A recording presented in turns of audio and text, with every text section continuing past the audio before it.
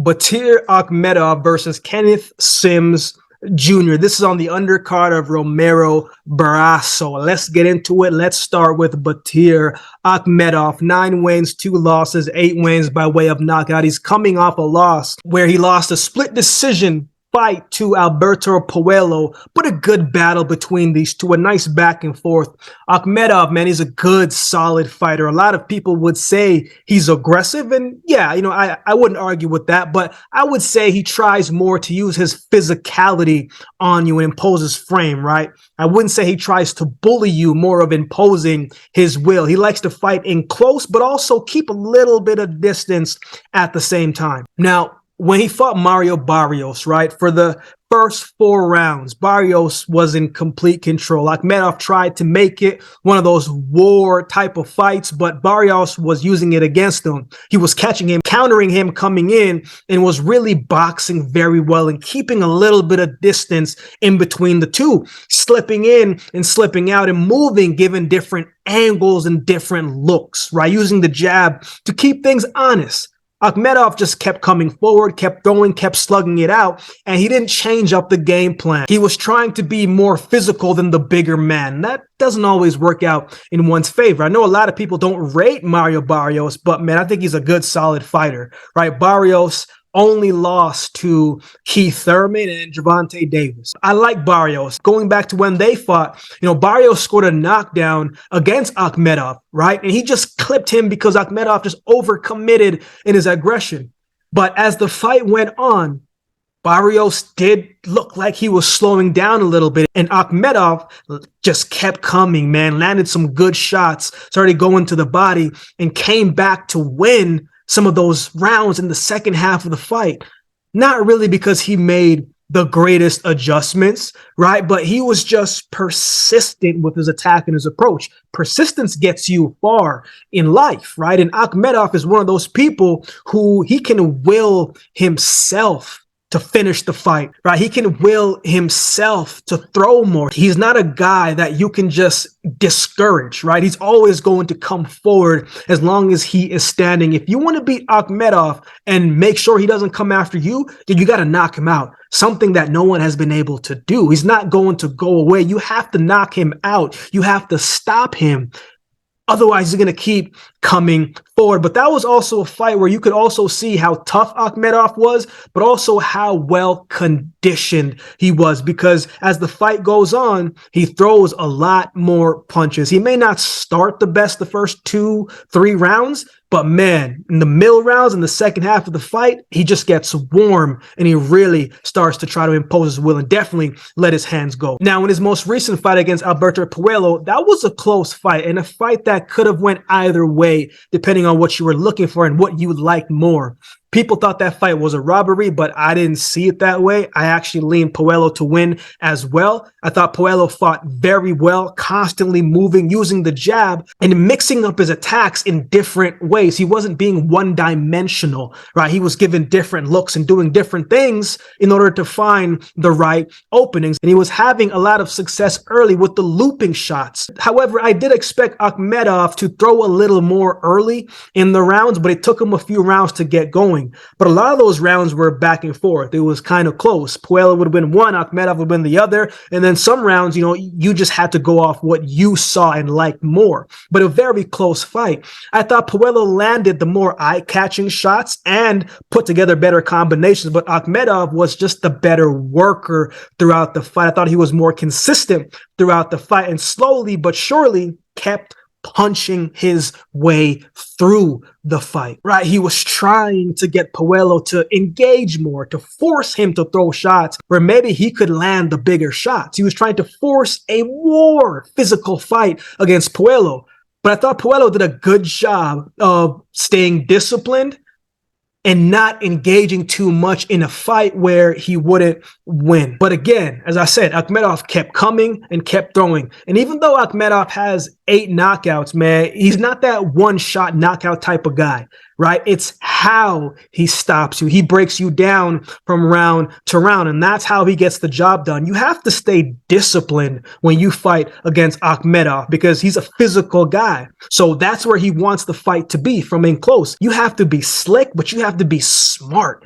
because you have to move without getting hit, right? You have to move in such a way where you're one step ahead of him. Every move that you make is setting up an offensive play for you, but also being one step away from being defensively responsible where you can move out of the way. So it'll be interesting to see what he looks like coming in. He is coming off a loss, and that affects anybody regardless of what they say, right? Losses has a way of playing against you. So let's see how it is, right? These guys both have 2 losses and nobody wants to get a third. Kenneth Sims Jr., 19 wins, 2 losses, 1 draw, 7 wins by way of knockout. He's coming off a pretty good year last year where he stopped both of his opponents within 5 rounds. For a guy who's not known to be a big puncher, that's a good feeling, right? When you can stop your opponents, man, it makes you think like, hey, man, I can crack like the best of them, right? And that's the confidence that a fighter needs. You don't have to have a crazy amount of power, but you got to have enough so they respect you. In the fights that he's lost, they were both close fights. He lost a mixed decision fight against Rolando Chinea in 2017, where one of the judges actually had that a draw score, right? The following year, 2018, he fought Montana Love, and that was a split decision draw. And he lost a close fight against Samuel Taya. So you're not just going to come in and beat Kenneth Sims Jr. and think it's just going to be easy work. And I would argue that he's gotten much better since those losses. So he's going to come in ready to fight. I look at Kenneth Sims, man, and I watch, especially in his last fight, I just kind of watch how he moves, man. He's a thinker inside the ring. He's a smart boxer. He's confident, tactical, and takes what's given to him. He sticks with the jabs, give you different angles, changes levels, and is very patient. He's a foundational boxer with good fundamentals. He'll try and counter you coming in when you miss, but he's not going to overcommit where he puts himself in danger. Again, as I said, he's improved since his losses and learned from some of those young lessons and mistakes that he's made in the past. One thing I always watch is the stances of a fighter's foundation, right? Like their base. You can kind of see he's always thinking about defense. A good example of that was when he fought Elvis Rodriguez, right? At the time, Rodriguez was undefeated.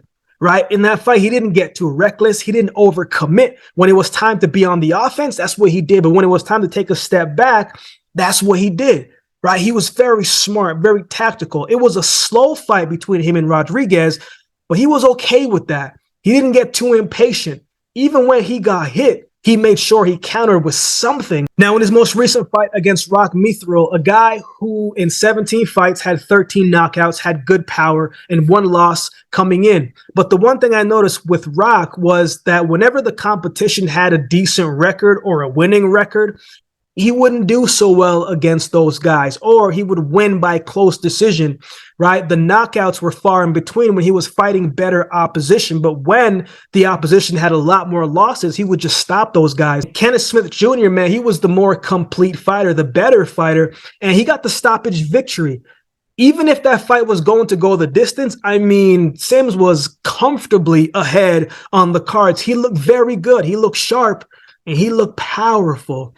So this makes it even more of an interesting fight. So who wins? This one is going to come down to the battle of the distance for both men, right? If Akhmedov breaks the distance and imposes that physicality and sucks Sims into fighting his style of fight, I don't like that for him. Even though he has a good chin, Sims isn't the cleanest inside fighter. If it's a grueling workman type of fight, I think Akhmedov can wear him down and possibly get the stoppage in the later half of the fight.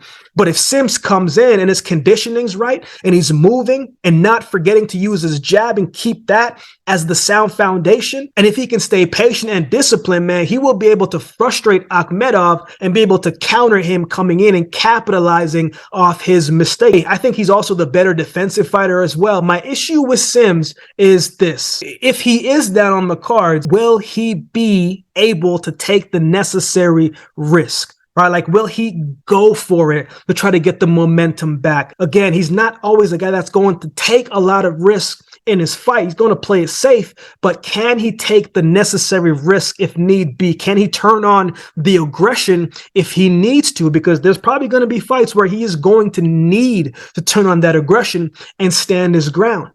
especially in the second half of the fight. So can Sims build up the early lead and finish strong? Right? Akhmedov proves he's well conditioned. And I mean, he's one of those guys that could probably go 15 rounds if need be. But I wouldn't say he makes the best adjustments to make things easier for him. Whereas I think Sims, I think he'll do it. There's going to be rounds where he's going to have to stand and fight back, gain the respect, right? And if he can do that, I think he wins a close decision fight. If Akhmedov sucks him in, I think he'll break him down. And as I said, he maybe even get a stoppage late. I think this is a 50-50 fight, and depending on what you like more or who you would like more, then that's where you should lean to. As of now, I'm leaning towards Kenneth Sims Jr. to win a close decision victory. However, I'm not ruling out a stoppage win or a decision win for Akhmedov as well too. But right now, man, it's a close fight. I'm leaning towards Kenneth Smith Jr. to win this fight by decision. What are your thoughts on this fight? Who do you have winning this one? Let me know in the comment section below. If you would like to support the channel, there's a couple ways you can do so. You can like, comment, share, and subscribe to the channel. If you'd like to support by way of donation, you can find options in the description below. Also, my Cash App handle will be on screen as well. Any amount goes towards the growth of this channel and will be greatly, greatly appreciated. Recently just started a membership on the channel. I don't always get to do all of the videos you guys suggest in the comment section, but if you become a member, those videos you suggest become a priority, and I will do my best to make those done for you. Or if you would like to become a member just to support the channel, man, that would be greatly appreciated as well. Shout out to all of the members holding down the member section already. I appreciate you. I appreciate everyone that continues to like, share, comment, subscribe to the channel, and for those that take the time to watch the video. So with all that being said, if you've been watching the video this long, do me a favor and subscribe to the channel, and we'll definitely see you next time.